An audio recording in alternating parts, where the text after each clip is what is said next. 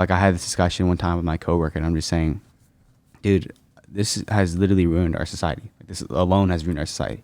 It ruins the family. There's husbands who are still addicted to it in their marriage with kids, and that's a problem. That's a problem. I don't care if it spices up their relationship, their sex life with their spouse. It's a lie. Yeah. It's nonsense. The fact that you can ignore your children and ignore your wife and go to a phone, that's literally that's a mental illness is what it is. That's what addictions are. They're mental illness.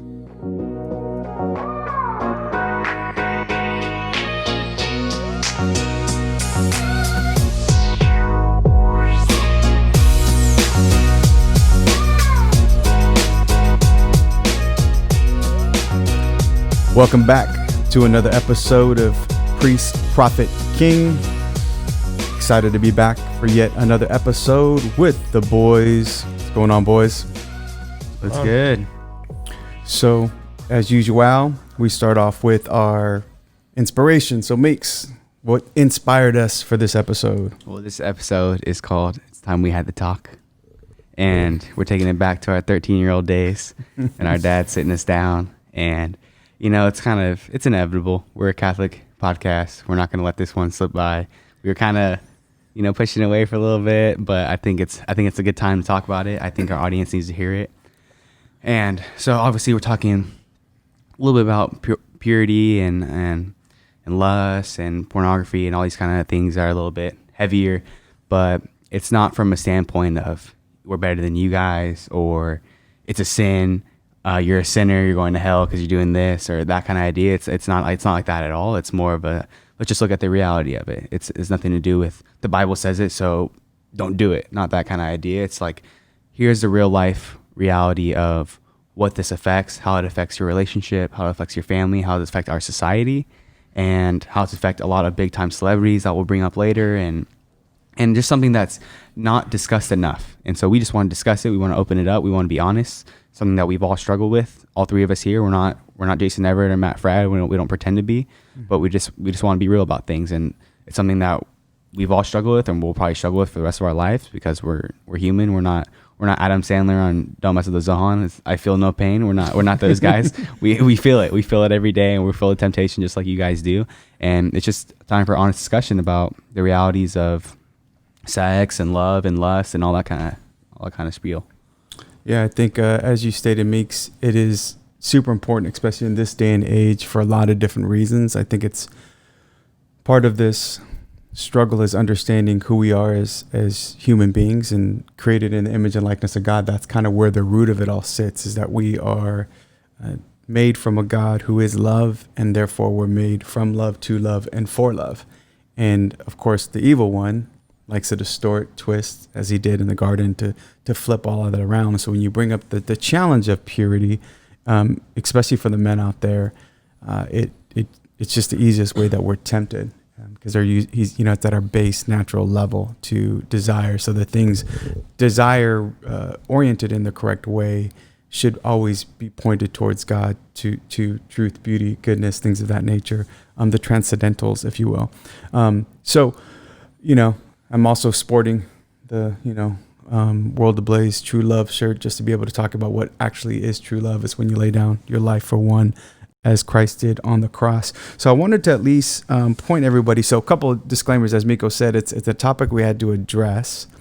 And so for those of you who may have little ones out there, whether you're listening or watching, you have to make your own discernment on whether or not they can be here for this discussion. But we are going to address the issue of pornography and purity. But in the Catechism, paragraph 1700, there's a whole chapter on the dignity of the human person. And just reading off that first paragraph, the dignity of the human person is rooted in his creation in the image and likeness of God. And I mean, if you just stop there, right, and just said, okay, that's the summary of all things, where, again, I encourage you to read that chapter, but it's the fact that we are all made in God's image and likeness, and therefore we have an inherent dignity that flows from that. And this is a big topic today for a lot of different reasons. We're going to get into a little bit of the psychology, about the science behind it all, just a little bit. This is something that we can't just bear our heads in. As a matter of fact, it's absolutely engulfed the culture and therefore engulfed much of our human race. So, Keone, what are your thoughts? Any thoughts on this as we start this dialogue? Just kind of piggybacking off what Mika was saying, the perspective we're trying to take, whenever this topic and some of the hotter button issue topics kind of come up, it's a lot of, well, the Catholic Church is just a bunch of rules. It's about, it's my freedom, it's my choice. I get to do what I want, and a lot of it can be very counterproductive. Mm-hmm. And so I think the most productive argument, I think, is to see the effects of it, and then to understand where God is coming from his all-loving nature, who he is, to understand, okay, these are the commands, this is the rules that you want to call it, that the church has provided for us. Why? Because it protects us from ourselves, essentially. Think about a good parent, right? I know you're not going to be able to protect you from yourself, so I'm going to give you these boundaries to protect you, and that's what God's doing as the perfect father, is giving us these things. But if we don't understand it, then what does it seem like? Just as any parent-child relationship, if you don't understand the boundary, it becomes oppressive. It becomes, this is my freedom, my body, whatever. Mm-hmm. So I think the perspective we want to do is, okay, look at the effects in the culture. Look at the effects in the mind, psychologically speaking. Look at what is God trying to protect us from? And it's the reality that we see in the culture today. He has been trying to guard us from that from the moment the church was instituted, even before that. But he's been trying to guard us from that, and he protects us from that because he knows us. And so I think that's just kind of a way for us to kind of dive into this in a way that will be beneficial and productive, hopefully. Yeah, I think a great point, because I think that is the issue with most people, is that they do think it's a bunch of antiquated old men who are trying to rule from their their high horse or their high chair, telling us how to live our life morally. But let's try to unpack this as best we can, because I think what we're seeing in today's world is a lack of respect for the human person. And I think that was a big part of the inspiration. It's because we see that. I mean, even at the time when this is released, we're going through a lot of struggles as a country, just because of what people are experiencing, whether it be race issues, whether it be what they perceive as one category of people versus another, whether that's political party lines, whatever it may be, religious affiliation, non-religious affiliation. There's just a huge divide. And that's what the devil really wants to do. If we think about the root word, Diablo, right? The scatterer. We know that from a Christian perspective is that the devil separates, divides, and scatters, while the Lord brings together as one and wants to unify us. And so we can automatically see evil in this world. But I think we wanted to talk about that because it is a topic that, honestly, I'm gonna be real with the listeners out there, is I think we live in a world that is very dichotomous. Because, whenever I travel and talk, especially when I'm speaking to the youth, I'll say, how many of you think it's wrong to objectify women? And everybody will raise their hand. How many of you think it's wrong to degrade and demean women? And everybody will raise their hand. And then I'll say, how many of you watch movies, listen to music, speak, look, talk in a way that objectifies or degrades women? And that's when the eyes start to go down and heads start to bow down. And I think that's the part we want to be able to highlight too, is, come on, it's not about condemning anybody, but it is about pointing out that very fact and that reality that, we live in a world that's very hypocritical in that sense. And we can all relate to that. We can all, I guess, sympathize and perhaps empathize with that. But that's also a big part of the issue is if we're going to see change, we got to be change. And if we're going to be change, we're going to have to understand and know inherently who we are as created children of God, made in his image and his likeness. What say you, Meeks? Yeah, there's just so many things you can unpack. I think something that really hit me was I was watching this Jeffrey Dahmer interview, going through the rabbit hole, going down the rabbit hole of YouTube. Mm-hmm. And 5 hours later, I'm watching Jeffrey Dahmer interviews. And they were just talking to him about just his life. And obviously, you guys obviously know he was a cannibal and a rapist and a murderer and a lot of other things. And he was just talking about how he saw one pattern in every person in jail. He saw the same thing, and they were all addicted to pornography. Mm-hmm. And he was talking about that's how it started for me. I started becoming addicted to that, and it just wasn't enough. I need something deeper. I need something. I don't even know how to describe it. It's just something that it's like a drug. You keep going, and it's not going to hit you hard enough. You're not getting a strong enough high, And that's basically who he's saying what's happening. And, we can talk about the effects that it has, porn has on the brain. It's not us. It's not the Bible saying it. It's science saying that this affects your brain in the similar way that a drug does. And you can deny that all you want. You can think it's infringing upon your rights or whatever the hell that you think it is. But the reality is that's what it's doing to you, and it's what's doing to everybody else. And that's why we see it in our music, and that's why we see it in the movies, because everyone's brainwashed on it. I mean, I don't have the statistics with me, but I know at least on college campuses, those age groups, I think it's like 90% of men. And I think for even women, it's up to like 40 or 50. It's not just a man's problem anymore. Mm-hmm. And so, I mean, we think about that and kind of the idea. I mean, obviously not everyone's gonna be Jeffrey Dahmer. That doesn't mean that everyone's become a cannibal after that. But it's this idea that it's gonna affect you in your life, whether you realize it or not. And at the end of the day, you're gonna look back and see maybe that was the issue, or maybe you're not gonna see that. But Kanye saw the same thing. Why is my music never living up to what it was supposed to be? Well, I let the Playboy magazine I found when I was 5 affect every song that I wrote. Mm-hmm. And so this is what these people are saying. Lamar Odom, who was also attached to the Kardashians, unfortunately, but he said same thing. Not only did he have cocaine problems that drove him out the NBA, right, when he was really at the peak of his career, just got a 6 Man of the Year award, all that kind of stuff, falls off. What did he say in his life? Was it cocaine? No, he said it was pornography. Mm-hmm. Russell Brand, who is nowhere near a Catholic, but he says same thing. Don't stop looking at porn. Terry Crews, mm-hmm. classic. Everyone loves some Terry Crews. He says the same thing. It's just the reality that we're not facing, and we don't want to because it's uncomfortable. Mm-hmm. And it's not something that we're saying, man, if you do that, you're a piece of and you're going to hell, this and that. It's just a reality that we all got to be more cognizant of and work towards as a society, because it's affecting us. It's affecting our families. It's affecting our relationships. I mean, what it does to you mentally, you think about it. You're favoring a screen. You're favoring a virtual world instead of the physical touch that you're meant for. No one's saying that. No one's saying to suppress all of your sexual desires and they're bad. No, of course they're not bad. We have the body parts that we have for a reason, and they fit together pretty well for a reason. It's not by accident, but it just has to be ordered in the right way. Mm-hmm. And so, it really comes down to something, some argument that I thought of that I feel like I'm Aristotle because I thought of it. I thought it was pretty good. But I just hear, in today's world, you hear a lot about climate in the world and stuff like that, and sustainability, which I roll with a lot of. Some of it can be a little bit too politicized, but I think a lot of it has some true meaning. And, the idea for me when I think about the argument is that the earth is a certain way for a reason, and it was made, down to the 0.000000001%. Everything has to be a certain way for things to work. And I understand that. And God gave us this land not to abuse it, not to just put trash anywhere that we want, not to use up as much resources as we can before we die for profit, all that kind of stuff. It's about taking care of the universe and understanding that we have a part in that, and we have a social responsibility to keep what God's given us. It's a gift. We can't abuse the gift, just like any other aspect. And so, just like we can't take down trees whenever we want, we have to look at that same way, the earth, as we do with our bodies. Because what we're saying with in this way is saying that, well, I don't know if you guys realize, but the male part and the female part, they kind of fit well. They're supposed to do that. And so obviously we have an intent. And what does that bring? That brings a child. And so the same way that we don't want to bring pesticides, right? What does pesticides do? It kills the land. It doesn't let the land flourish. You're abusing that for your own profits. What farmers are doing, right? So they can get more fruit, they can produce more things, but you're hurting the land.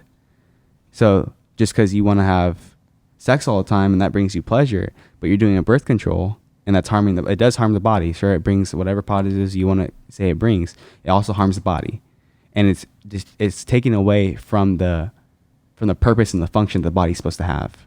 They didn't have that back then. They didn't have pesticides back then. So what do? They took care of the land. They didn't overproduce. Back then, they didn't have that either. So what do? They had babies, what it was supposed to do. It's the same idea. So if you want it to be natural and you want it to be all these things, you want it to be organic, we want the world to feel all these things, same things with our body. We're not taking that same approach. There's an obvious function and obvious purpose for our bodies, but we don't take that serious. So if we can't abuse the land, if I can't abuse crops, if I can't abuse plastic, if I can't abuse this, then why can't I abuse the body too? Mm-hmm. So it's the same thing, is that we're not really thinking about it. No, this is obvious. It's really obvious. It's really obvious what those two organs do, mm-hmm. and they create life. And so if we can't abuse the land, then how can we abuse the body? It's the same thing. It doesn't matter if you believe in God or not. If you believe in the idea that there's an order, there's a natural order, and we're supposed to preserve it, like a lot of people do, then that's the same thing with our bodies and the way we live our lives in society. Mm-hmm. What that made me think of was the idea of this is kind of Freudian, which I'm not a huge fan of Freud, but some of his stuff is very interesting. The idea of projection. And I've talked about it numerous times in the show, what Archbishop Fulton Sheen says, that an ignorance of individual justice leads to the obsession or over-focus on social justice, right? And so taking a step back and looking at everything that Meeks was saying about this obsession with climate change, preserving nature, what it was meant to be, organic, natural, right? Well, we're completely ignoring that in the temple, which is we are made in the image and the likeness greatest of God. good. You're the greatest good there is, right? We are made to share in his divinity. Like, think about that. We are way more than the plants, and whether you drive a Prius or not. We're so much more than that. But we ignore this part because it's too hard to talk about. So how do we still get that feeling of justice? Socially. Obsessed with the climate. That's how we'll get that need. We're preserving nature, and it's projection. I can't solve it here because it's too difficult to talk about, but I can solve it outside of me. External is always easier than internal. And so that's kind of what it made me think about is, that's what we want to talk about it, because it's in that conversation that we can start to, all of us as a community, especially men who need to rise up, that we can start to make those internal changes, and then you can see changes socially, globally, externally, because we made that choice here first. And so it's individual justice that then can lead to social justice. So I just wanted to make that point that it's a consistent thread in just the human condition, that once, and then look at the culture, once you ignore any right from wrong, any God, you start to just completely destroy the dignity of the person, and you start to obsess somewhere else. All that need to right your wrongs, to seek justice, a confession, the beauty of the church, right? The sacraments. You still need that. You're a human being, whether you want to ignore God or not. You still have that in you because you're created in his image and likeness. And so where they seek it in the community, they seek it in social justice, they seek it in this and that. And it's often unproductive. Why? Because you didn't change in here first. And it's often done with anger and outrage and violence. And when does God ever work in outrage? He works in the peace of our hearts, the Holy Spirit. And Jesus is the Prince of Peace. He works in that. And the devil wants to divide. The devil wants to outrage. He wants things that are disordered. And so just kind of stepping back, and this is why we're kind of trying to talk about this topic, because it starts here first before we can make these big changes globally.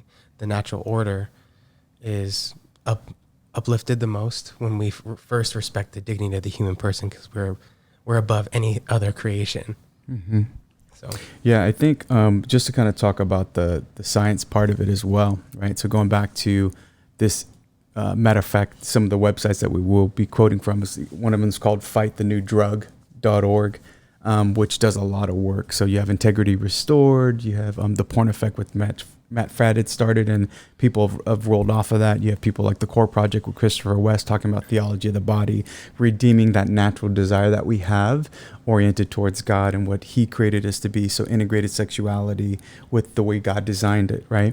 But just to kind of help people, and maybe you've heard this already, but just at a high level overview, right? Why is it the new drug? Why is this an issue with when you hear porn addiction, right? It's actually considered to be a public health crisis now, and we see the effects of it. And we'll talk about that here in a second. But why is that the case? Because it affects, it rewrites the neuropathical or the neural pathways, right? That essentially our body communicates, right? So there's 100 billion different neurotransmissions that occur within our body, right? So, they explain it too on Fight the New Drug, where it's like if you are learning to play a C chord on the guitar, right, your brain sending messages all the way down to your fingers, and then these are the messages going. So you're concentrating on that, and you're learning how to play that, and eventually you're so focused you don't even have to think about it. You're just playing without having to do anything, and so you've just created a new neural pathway with that intent focus. Well, this is what happens. And so it just affects our reward system when we do things naturally that are good for ourselves, right? When we eat good food, when we do something kind for individuals, when we take care of our bodies, when we experience a kiss with our loved one, right? Those are the natural reward system says, man, that's really good. So we have the dopamine effect, right? So then we fill that reward system, but naturally, once we eat enough of that good food, boom, the dopamine stops. Well, what do drugs do? They just keep filling you with the dopamine, right? It tricks your brain essentially. So take it with alcohol, take it with any type of drug, take it with tobacco, and obviously include porn in that, to where it's tricking your brain to just keep receiving the dopamine effect. So now your tolerance level and essentially your requirement level for that dopamine becomes greater, right? So now it goes from, maybe I'm just looking at scantily clad individuals on my phone, and then it goes to actually soft porn, and then it gets to pornography, and then it gets to, you know what, this is not enough. I need hardcore stuff. I need to see stuff that's violent now, because I'm not getting the same fix. You know what I mean? That you know, one line of cocaine is no longer enough. Now I'm smoking crack. Now I'm doing heroin. Now I'm doing opioids. Now I'm just going after everything to be able to give me that same effect. And so we're rewiring our brain, if you will, because we're creating these neural pathways within there that are focused on pornography. And guess what ends up happening is, I mean, you can tell for those parents out there, you need to go, especially parents, because they're saying 94% of all kids or people are exposed to pornography by age 14. 94%. That's easy to believe, right? Because, I mean, look at you just get on any type of internet application that's not trying to protect you from it, and you're going to get all kinds of pornography coming out. I mean, we see it on different things. Matter of fact, you have more hits to pornography websites than Netflix, Twitter, and I think it's YouTube combined in a month. More than those combined. And how many people are out there Netflix binging and whatnot, especially. And right now they're capitalizing on it. So what is it doing? It's the devil trying to come in, and because he can't create, he twists, distorts, right? And perverts, and then gets you to fall into this, and then isolates you. And what is pornography? It promises you to fulfill you, right? It promises to elevate your love and your experiences. But what does it really do? It actually numbs you, and it desensitizes you, and then it removes you from human experience. And therefore, we're all made for community. We're all made for relationships. So what do? We isolate ourselves. So what's one of the sure signs of somebody who's addicted to pornography? They're isolated, right? The mood swings. They're actually more aggressive. They're more irritated. They're more depressed. They're all these different psychological mental health issues. Because why? Because they've now become addicted to that new drug. Yeah, and that's funny, because I think, you know, the common response if you do something like this is, you know, I hear you, but for some reason it's healthy to kind of release these things, right? It's healthy for us to do this, which I can go back to the natural thing. Obviously, it's not natural. They didn't have that in 600. So, you know, I mean, if you want to talk about going back and really doing the ways of the natives or all these kind of things, they weren't doing that. So, I mean, you can cross that one off. But it's just this idea, I think, like I had this discussion one time with my coworker, and I'm just saying, dude, this has literally ruined our society. Like, this alone has ruined our society.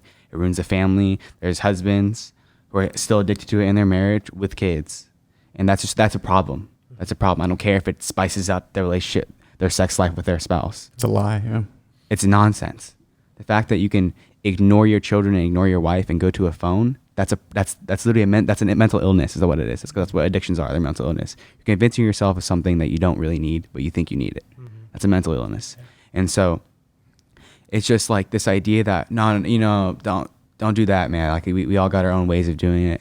Like you're drugged, you're addicted. And if we're not going to sit and act like it's something, the reality that it is, the amount of people that are on it, more than all those things combined, and young people are tweeting and watching Netflix daily, and it's more than those combined. It's like we have to step up and actually look at something for what it is. We want to bring up so many social issues in the world, yet this goes and passes by every time. No one wants to talk about sex trafficking. Never heard anybody on. I've never had anybody post a story about that, but people post stories all the time about this and that, all that stuff that doesn't affect us, and it's easy to point the finger at that guy over there. You know what I mean? It's just like that to me is frustrating. The only person I know is Ashton Kutcher trying to do the good things for them. Other than that, nope. Let's talk about every other thing we can possibly talk about, except the things that is probably the most brutal and vicious of them all, which is sex trafficking. Mm-hmm. And I don't that to me alone just irritates the heck out of me, and that makes me so frustrated because those people they'll get what they deserve one day for sure. Well, they'll have to stand before God in judgment, right? And I think that's part of the reason why it strikes a chord, is because we know the effect that it has, for one, on the family. Mm-hmm. Right, it's destroying families right now. It's destroying marriages. It's destroying relationships. I mean, imagine that. Pick anybody out there, any of the viewers that are watching. You walk in on your mom. All the sons out there, you walk in on your mom and she's watching pornography. You walk in, girls. You walk in on your dad's watching pornography. What does that do to you? More or less, the spouses catching each other doing that, right? What does that do to you? But there's a lot. That's a traumatic experience. Well, so then why would we celebrate that? And not only that, you may be watching in that very moment a sex trafficking act. Highly likely that person is enslaved. I don't know. Even when you have these people out there says, "Oh, these people are choosing." These are. I'm like, you know what? Just because somebody decides to do something that goes against how they're naturally created, where you think that they're doing it freely, there's something going on inside that they're trying to fill that void. So, the whole natural order or natural law, do good, avoid evil, even when somebody smokes, drinks, commits whatever act, they think they're bringing some good to them, even when we know that that's not the case. And so those people that are enslaved, that are entrapped, that are in bondage to this industry, you could be you're actually supporting that. Right? You're supporting that repression. You're supporting the trauma that these people are experiencing, because they're being objectified and used for the pleasure of not just that person in that room, but for everybody else that watches. And what does that do to one's heart and soul? How can you look at so that's why we have this craziness in our world today. Look at how everybody's is looking at each other.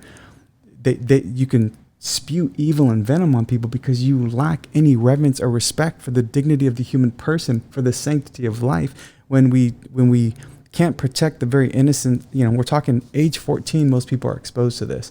How many of these young girls specifically, but there's young boys as well, being trafficked out there, all for the pleasure of some really broken, evil people. And yet we just, like you said, Meeks, just kind of sit back. I mean, there's some good organizations out there that are helping, but we're talking about kind of more your cultural influencers, right? Mm-hmm. That are out there. They want to speak on some social issues. Well, I don't see you taking a knee for anybody being sex trafficked right now.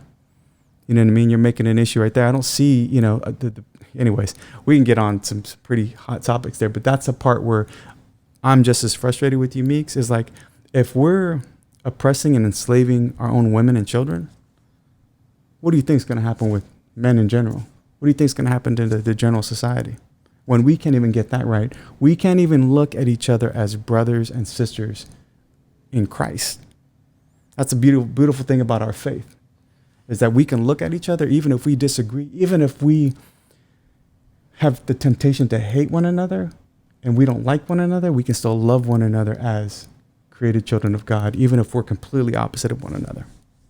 Yeah, something I want to bring up is, back to the family. The root of society is the family. And what I was listening to an exorcist, actually, and he was saying that, what the devil does is he uses men to get into the family. Why? Because men have hierarchical authority through God, the church, instituted in the church, as priests of the home.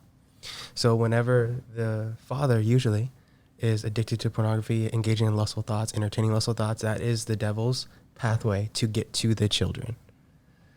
So when, these men are addicted or entertaining this stuff, the devil's using that to get to the kids. So then the kids will start to have these lustful thoughts, because you can't create, but it can distort and it can plant thoughts. Mm-hmm.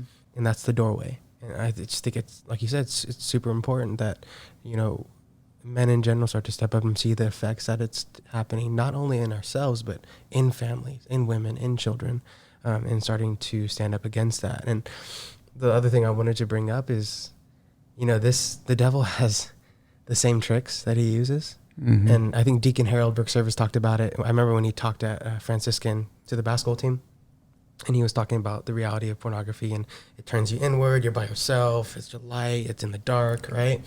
And the minute you complete whatever you're doing, it's the complete exposition, and you're just exposed, and you feel shame. And it's like, here I am. And it's like, bring us back to creation, Genesis. He's been doing the same thing for all of creation. He promises you that you're going to get whatever you want, if it's pride, if it's power, if it's relief, if it's whatever. And then the minute you stop and you engage what he wanted you to do, he exposes you for what you are, and then he accuses you after. Mm-hmm. And all you're left is, here I am naked, and then we often hide from God after that. And it's a cycle. Mm-hmm. He's been doing the same thing. And it's about time we call it out for what it is, so that, no. If you do fall, we have to immediately run back to God. Immediately run. Because that's how you start to break the cycle, and that's how we stop letting the devil win right now, because he has the same tactics. Mm-hmm. And we act like it's a new trick. He just uses a different instrument now. Mm-hmm. And this is just another one. It's very toxic because, the chemicals in the brain, LED lighting, especially on a screen, and what that does to the brain. There's a lot of things that it can affect. Obviously, this is power, and he's pretty excited about this one. But the battle is far from over, and the battle is not lost. Mm-hmm. Yeah, in the end, we know who won, right? Christ is victorious in this, but I think right now we have our part to play in this. I mean, that's the reason why we wanted to talk about this. It is a difficult topic. There's probably a lot of listeners at home who it's not going to be a surprise that you maybe have struggled with this in your own home, in your own marriage, with your own relationship with your kids, vice versa, with their parents, with your friends, sending you different that. A lot of women out there, ladies out there, they're being lied to and convinced that that your body is the way that you're gonna bring about acceptance and your value and your worth, and guys alike. I mean, but there's so much out there. But we talk about people like Archbishop Fulton Sheen that you brought up. I think about Pope St. John Paul II. He says it's the obligation of every man to uphold the dignity of every woman, and he also says that man can't fully find himself until he gives himself away, right, as gift. And so what we're seeing in the garden at the fall is grasping and taking things rather than receiving the gift that God gave to us. You started off the show talking about, our bodies tell a story. Man's body doesn't make any sense unless woman's next to it, and vice versa, right? And that each of us were designed with a purpose, and that specific function, when we talk about our sexuality, is designed to be life-giving. You tell me, what is life-giving about contraception? What is life-giving about pornography? It's actually death and evil upon the souls that are involved and everyone that is exposed to it. And we see that in our culture, and we see that in our world today. And we're never going to get to a point of unity, right, that everybody's fighting for right now, supposedly, if we can't even see the other person as a dignified child of God first. We're never going to get there. You're lying to yourself when we have our own brothers and sisters in Christ who are enslaved, like we've been talking about, to trafficking, to pornography, who see one another as tools rather than temples. We're never going to get to that point. Makes final words as we try to close this out, because I think part of what we want to do is be able to at least end on a positive. How do we get beyond this, right? Because we're highlighting it. We're not doing this topic its justice, but we're highlighting an issue today for us. Yeah, it's I just want to repeat myself. It's not meant to point the finger at any individual. It's meant to point the finger at the devil, really, and just showing like this is what it is. So try not to convince yourself that it's something that it isn't. It's literally the biggest evil in our society, if you look at it for what it actually is. And it's not meant to it's not meant to, put a finger in your face or say that you guys are going to hell or this and that, or it's a sin, so stay away from it, like I was saying. It's about opening up and actually seeing what is this effect on our lives. It's not just the fact that it's a sin and the Bible says something, so we all got to stay away from it. We have to understand it and understand what it's doing to us, and so that we can actually live that out in the right way. Because a lot of people like to do there's a lot of Christians who there's if you have premarital sex you're going to hell, and this whole idea, it's just like they're missing the point just as much as the other people are missing the point as well. And so this was just to shed a light onto the devil and what he's trying to do, and understand that, like, you know, moving forward, we just got to attack this thing. That's it.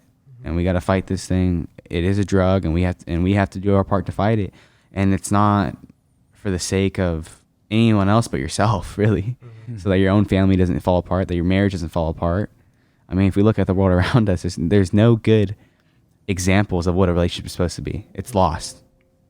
I mean, I wouldn't be surprised if people are fighting against monogamy in next year and saying, majority of my peers start saying, well, why even get married and this like that? Because I'm engaged and I'm 19, and if you ask everybody else, I'm making a mistake. And so I think it's just something that we got to be more serious about, and we got to, like, fight the real problems in the world. Stop fighting things that are out there. There's a lot of things that we can't control, but we can control this, and it has the biggest hold in our society by far, more than any other problems that you think you're fighting. You know, Miko brought up a good point about those that don't see it as an issue, and we're kind of just shedding light on that. But I think there are a lot of people who know that it is an issue, and they may be struggling with it, right? And they're like, well, what about me? I'm actually trying.